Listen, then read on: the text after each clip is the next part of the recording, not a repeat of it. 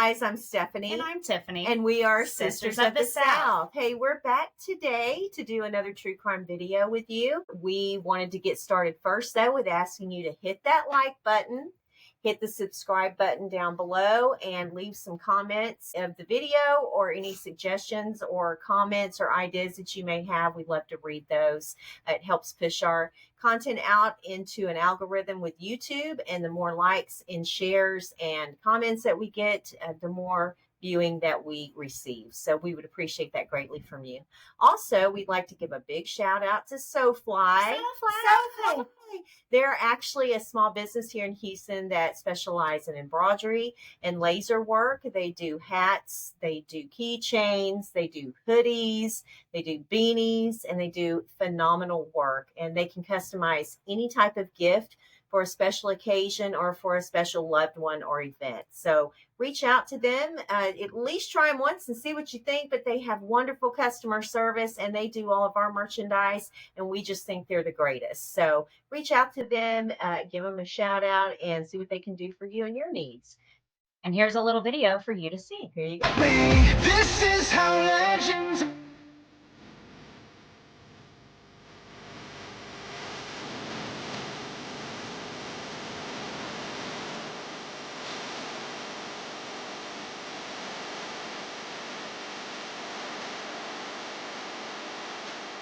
All right, guys, I hope you enjoyed that video.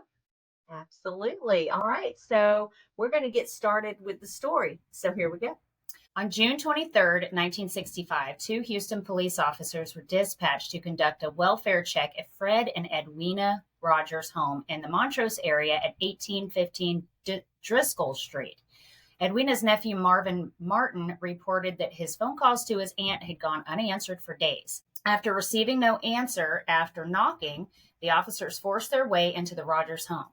The first thing Houston Police Captain Charles Bullock noticed as he entered the back door of the home was that there were flower pots stacked against the entrance, forcing Bullock and his partner, L.M. Barta, to push their way inside. While Barta moved through the rest of the home, Bullock headed for the kitchen. The officers found nothing unusual, but noticed food sitting on the dining room table.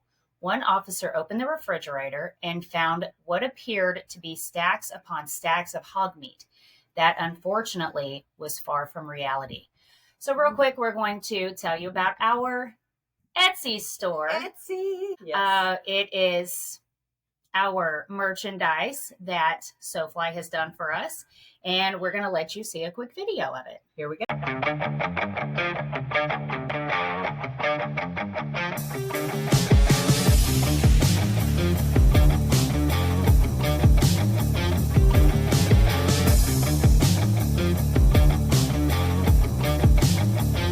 Guys, I hope you enjoyed that video. Please check us out. As of right now, we only have a few caps at the store, but we are going to be getting more shirts and whatever else we can bring to you guys. Yeah, we're just starting out small, but as winter comes, we're going to be adding to our inventory. But for right now, we just figured that everybody likes a good cap for Lake Day or Rain Day or when Hurricane Day, or maybe even for a ball game, wherever. So go check us out. We'd love to see you wearing our merchandise out on the street. It would thrill us so much, and they're good quality. So check us out.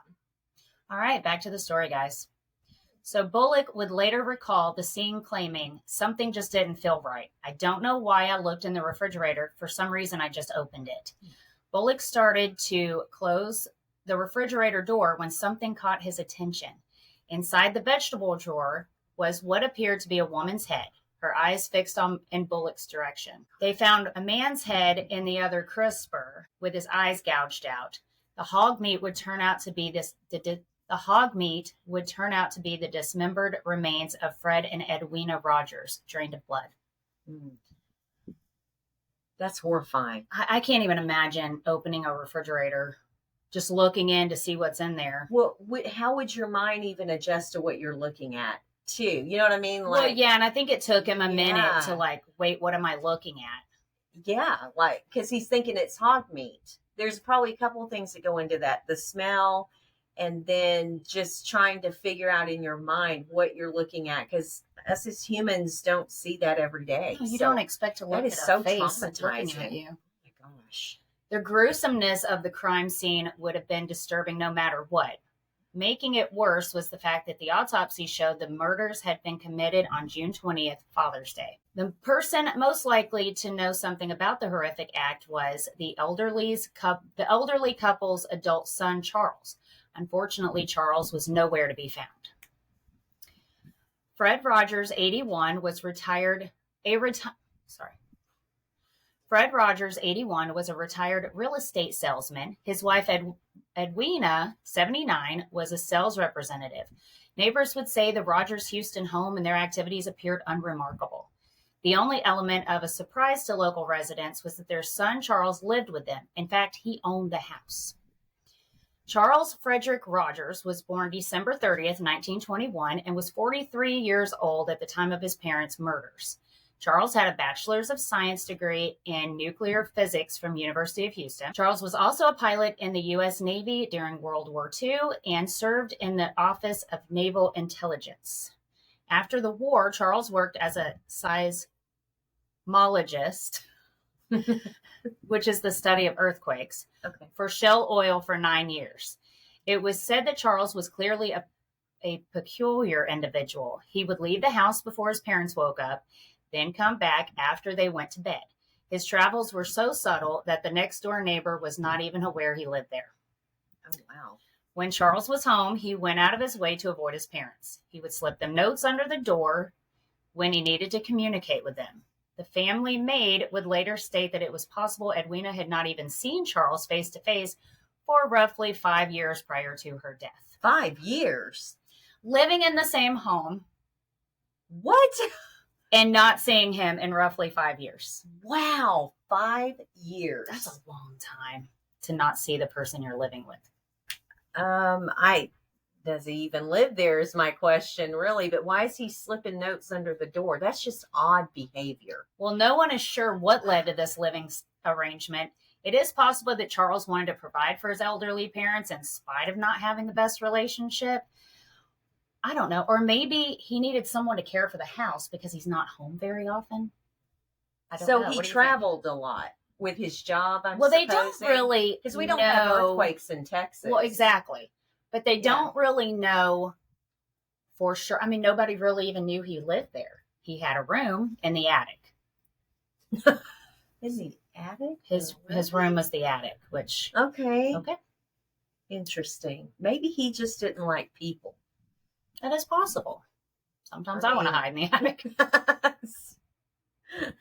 Oh my gosh. So after discovering the corpses, Bullock and his partner Barta practically sprinted out of the house, calling investigators to the scene. They found the house had mostly been scrubbed clean except for some blood in the bathroom where they believed the bodies had been cut up, and Charles's attic bedroom where there were trace amounts of blood as well as a handsaw they believed had been used to perform the dismemberment. The heads, torsos, and limbs were in the refrigerator. The entrails were found in the sewer system, apparently having been flushed down the toilet. Oh my gosh.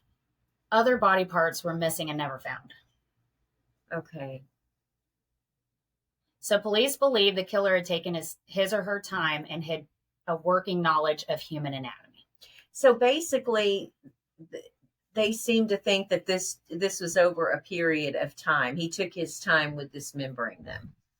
Well, they believe. Obviously. Well, they believe that it happened on Father's Day. It happened on the 20th, and then they didn't get the call to go in and check on them until the 23rd. So you're talking 3 days. 3 days. It almost sounds like he's a professional if he did it, because that's a lot of hard work. I mean, two grown people, like that's insane. Wow. And it was clean, basically, other than... He, for the most part, cleaned up after himself. Yeah. Okay. Yeah. Autopsies revealed that Edwina had died as a result of a single gunshot wound to the head, though that weapon was never found. Okay. Fred had gotten the worst of it. He had been beaten to death with a claw hammer, his eyes plucked out, and his genitals severed from his torso. Oh, my gosh. The claw hammer was found on the premises, though police would not confirm whether any fingerprints were retrieved. If there was evidence, authorities wanted to discuss it with Charles. They issued an all-points bulletin and launched a nationwide search. As Charles was the only living member of the household, his insight or confession would be invaluable. Because he knew how to fly, authorities checked nearby airfields to see if anyone matching his description had left the area by plane, but nothing turned up. In being so reclusive, Charles left virtually no trail for them to follow. I mean, no one even really knew he lived there. So how are they going to know where to find him? And does it say when the last time anybody had seen him at the house? No. So he was just a recluse. Yes. So maybe he came in during the He night. he left early in the morning, came home late at night. Evenings, so no one could even really speculate when he came in and or where he would be, where he would hang out, because where was he all during the day when he was missing? I guess at his job, I'm supposing, which I'm sure was downtown Houston if you work for a gas or oil company. Off I-10. Yeah. The habits and manners of the missing son are major mysteries, Captain L.D. Morrison, head of the local homicide bureau, told reporters a few days after the bodies were found. Police never located Charles, but in 1975, a Houston judge declared Charles Rogers legally dead so his estate could be probated. So the case still remains officially unsolved, and Charles Rogers remains the only suspect. That's insane to me. Yeah, I didn't. So I need to go back because they're saying that it is possible that they did get fingerprints on. Yeah, they're not giving out some of the things any evidence that they ever retrieved from. Is this still an open case? Okay, well, in 1997, a Houston couple, Hugh and Martha Gardner, began reinvestigating the Icebox murders as the still open cases as is known. Even self-publishing an ebook on the subject. They believe they figured out who did it. Charles, of course. Well, hello. I think I figured out that too. Maybe. Who else would do it? Why? They say that Charles was physically and emotionally abused by his parents well into adulthood, and that at the end of their lives, they were defrauding him by forging his signature on deeds of land that he owned. Charles owned the house they all lived in, not his parents, and Edwina had apparently taken out loans on it and pocketed the money. According to the authors, after the murders, Charles escaped to Central America, where he later died. Now, why do they think he died there? I guess because they never heard from him. Yeah. I mean, it's a good theory, but still a theory. Yeah, because he would be over 100 years old. Now, if he's born in, I think it was 1921, he would be 103. So, yeah, the likelihood of him still being alive is slim to none.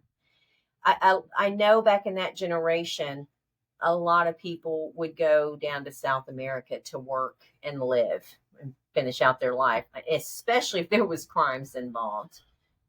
That is insane. Yeah.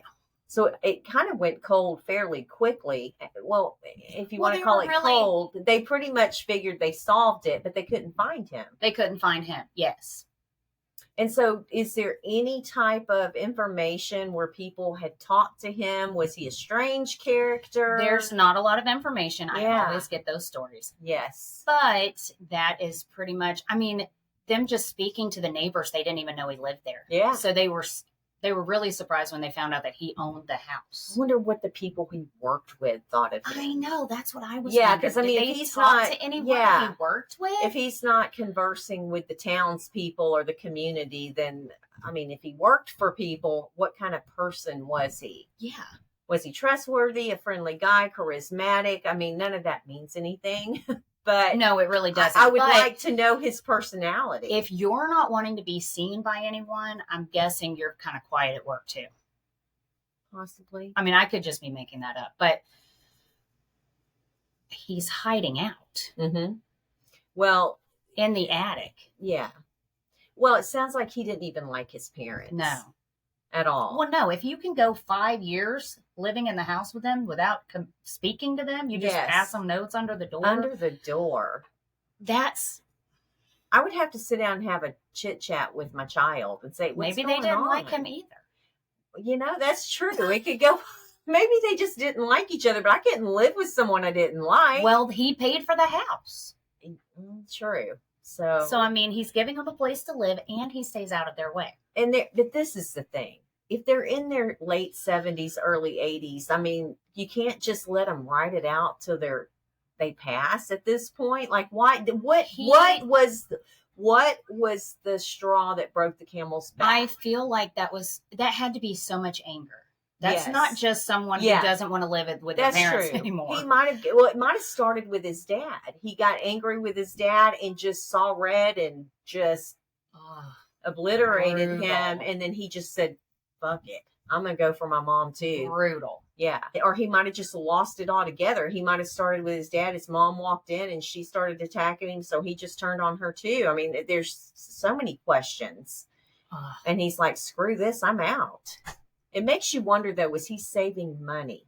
Was it premeditated too? I mean, I don't think if it was that brutal, probably not, but it makes you think, was he saving money that they didn't know about? And for him to leave the country, if that was a possibility. Or maybe if they were stealing his money, maybe he was angry because well, evidently, this is what gets me though. If they were literally taking property from him and put it in their name, when they die, wouldn't you want to kind of stick around and hopefully you get that money back from their estate or the property back from their estate? Or that's why I don't think there it was had thought to be out. some kind of anger Yes. to go this far, and the way he murdered his father. Yeah, there is very listen, disturbing. There could be a lot of we all know there's lots of different types of abuses.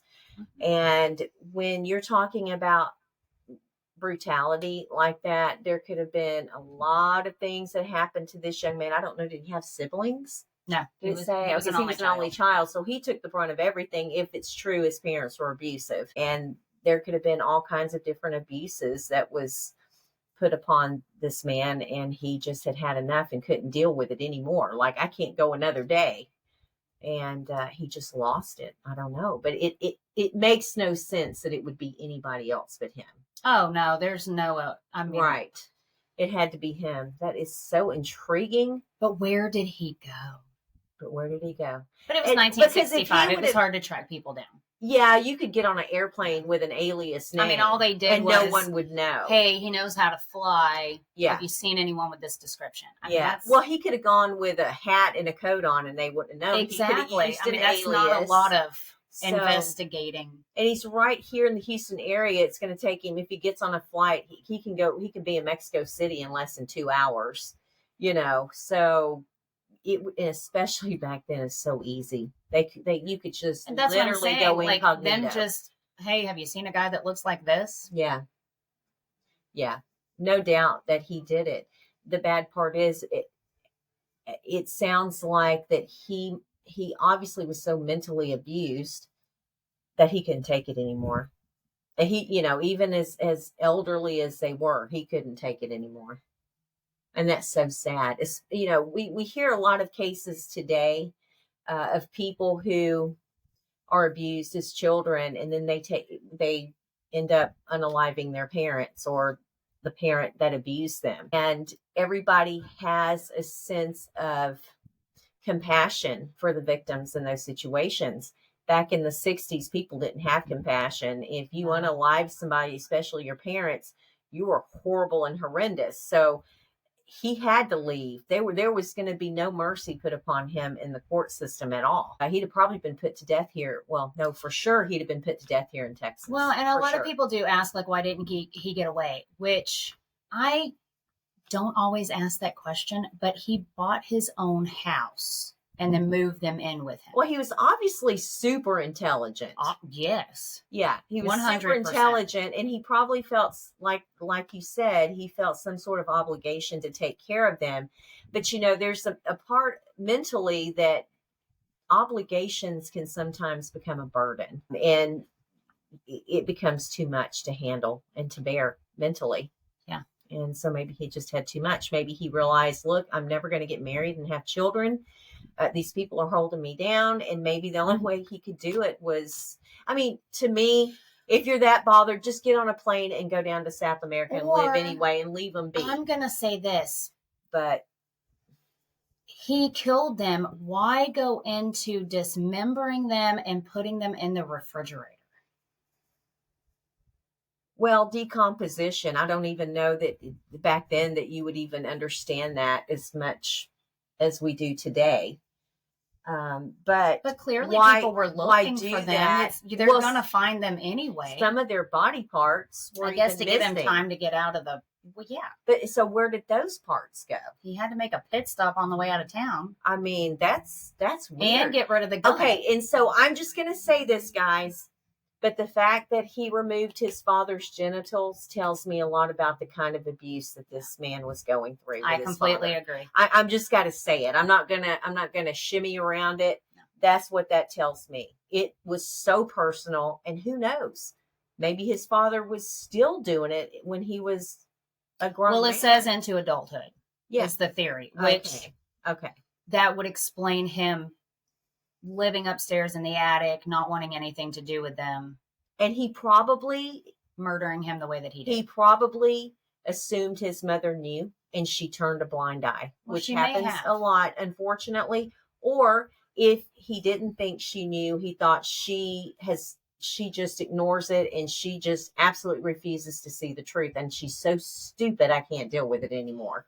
Well, it's another one of those stories like, God, this is a horrible case. Yeah. But then you kind of have to feel for the person that did it. Well, yeah, because it doesn't sound like this man's going around just murdering people in the city, in the Houston city limits or, in Texas. It was because of abuse.